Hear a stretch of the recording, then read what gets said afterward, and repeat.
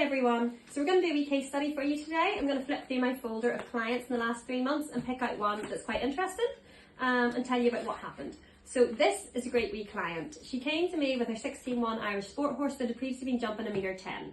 She then got a saddle fitted elsewhere and found that the horse started to show behaviours that it wasn't used to doing.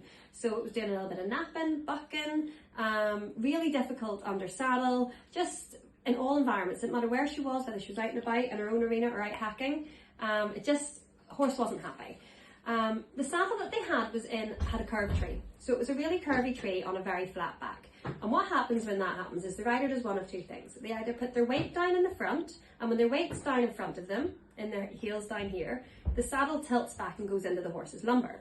If they do the opposite and they counterbalance themselves, throw themselves over the fore, the saddle will come down behind the scapula, create 2 pressure points in the trapezius, and the saddle will flap from behind. And you've often seen that. I'm sure you've seen that when you've watched saddles before. So that comes from either the saddle being too curved in the tree or too wide in front. This particular saddle was in the correct gullet bar. It was an adjustable saddle, but the tree shape itself wasn't good. And the horses started to become really sensitive under palpation. So if you put your hands along the horse's spine, ran your way down, once you got past it a T10, working your way into the lumbar zone, the more pressure you applied, the more the horse started to just fold and the legs would step out from behind itself, and it really became really sensitive.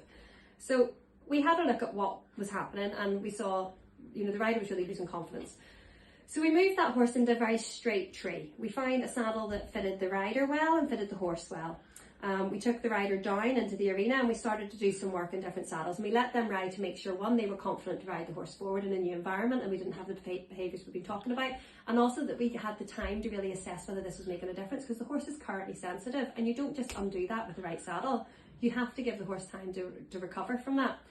But this horse came down, and as soon as we put it in the saddle that they went home in, the horse dropped to the ground. The head dropped to the ground. They literally dropped the nose through, they stretched through the back, they rode around on a loose contact, and the owner and her mother both turned to me and went, "That horse hasn't done that in years. We've not seen that horse do that. This is unbelievable." So the rider was over the moon, the mummy was over the moon, and hopefully the horse was completely relieved to be in the right thing.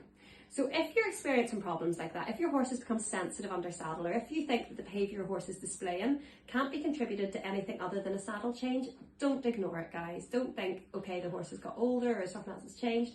It's very possible that your saddle's fine, but it's also possible it's not. So come in and get me check.